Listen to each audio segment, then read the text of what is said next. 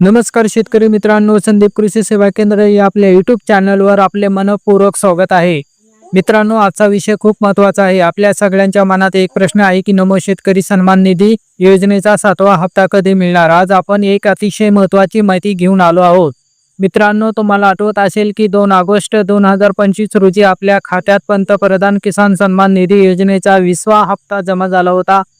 त्यामुळे राज्य सरकारची नमो शेतकरी सन्मान निधी योजनेचा हप्ताही लगेच जमा होईल अशी आपली सगळ्यांची अपेक्षा होती. पण आताची परिस्थिती थोडी वेगळी आहे.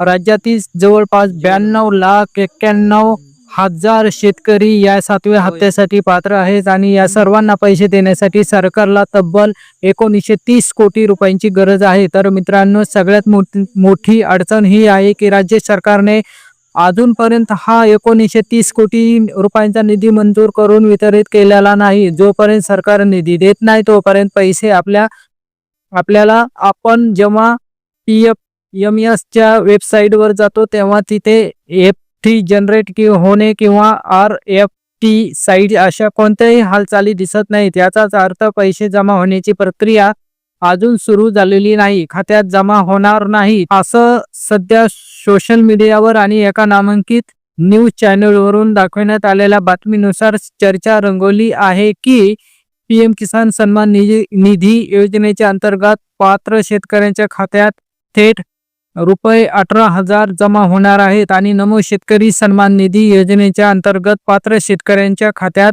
रुपये 12,000 जमा होणार आहेत. मित्रांनो, या बातमीबाबत शेतकऱ्यांमध्ये मोठ्या प्रमाणावर चर्चा सुरू झाली आहे. खरं तर इतकी रक्कम एकत्रित मिळणार का? तर चला यामागचं एक सत्य आणि खरी माहिती आपण सविस्तर पाहूया.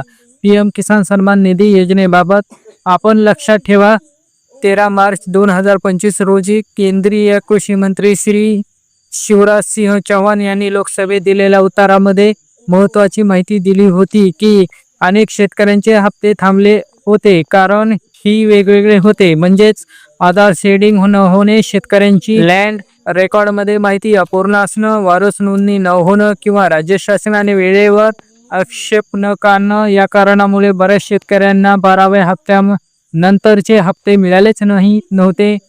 तर काही शेतकऱ्यांमध्ये काही शेतकऱ्यांचे हप्ते 18व्या हप्त्यापर्यंत प्रलंबित होते. केंद्र सरकारने अशा प्रलंबित हप्त्यांना 19व्या हप्त्यासोबत वितरित करण्यासाठी विशेष मंजुरी दिली होती आणि त्यासाठी विशेष अभियान राबवण्यात आलं होतं. राज्य सरकारना नोडल अधिकारी नेमण्याचे आदेश दिले गेले होते आणि पात्र शेतकऱ्यांची पडताळणी सुरू करण्यात आली होती. तसंच नमो शेतकरी महासन्मान निधी योजनेत मित्रांनो, PM किसानचे हप्ते थांबले की आपोआप नमो शेतकरी योजनेचे हप्तेही थांबलेले होते. तर राज्य शासनाच्या माहितीनुसार सुरुवातीला 93,66,000 शेतकरी पात्र होते, पण प्रत्यक्ष हप्ते वितरित झाले तेव्हा कधी 88 लाख, कधी 89 लाख, तर 20व्या हप्त्यात 92,91,000 शेतकऱ्यांना मिळाले. यामागचं कारण असं होतं की काही शेतकऱ्यांचा डाटा व्यवस्थित असूनही कर्मचारी किंवा मनुष्यबळ उपलब्ध नसल्यामुळे त्यांचा डेटा होल्डवर ठेवण्यात आला होता. तर यासाठी राज्य शासनाने अलीकडेच काही शेतकऱ्यांकडून फिजिकल व्हेरिफिकेशनसाठी कागदपत्र मागवली होती. शेतकऱ्यांना तलाठी कार्यालयात जाऊन जमीन कागदपत्र, फार्मर ID, आधार कार्ड, आधार लिंक असलेले बँक खाते ही माहिती जमा करायला सांगण्यात आलं होतं. तर आता पुढे काय होणार? तर मित्रांनो, आता अशा शेतकऱ्यांचे थकीत हप्ते मंजूर झालेले आहेत. ज्यांचे हप्ते 12व्या पासून थांबले होते त्यांना पुढील हप्त्यासोबत एकत्रित रक्कम मिळणार आहे. PM किसानचे हप्ते जमा झाले की नमो शेतकरी महान सन्मान निधी थकीत हप्तेही राज्य सरकारला द्यावे लागतील. अगदी आधी जसं झालं होतं, पहिला आणि दुसरा हप्ता न मिळालेल्या शेतकऱ्यांना तिसऱ्या हप्त्यासोबत 3 हप्ते मिळाले होते, तसंच यावेळी सुद्धा काही शेतकऱ्यांना एकत्रित रक्कम मिळण्याची शक्यता आहे. तर मित्रांनो, यातून काय निकष होतो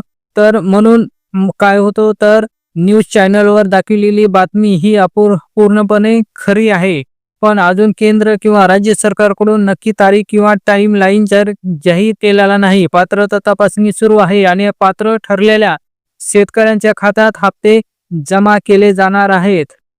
त्याचमुळे शेतकरी मित्रांनो, तुमची पात्रता तपासून घ्या. जर फिजिकल व्हेरिफिकेशनसाठी कागदपत्र मागवली असतील तर वेळेत सादर करा आणि जेव्हा जेव्हा नवीन अपडेट येईल तेव्हा त्याची माहिती आम्ही संदीप कृषी सेवा केंद्र या चॅनलवर तुम्हाला देणार आहोत.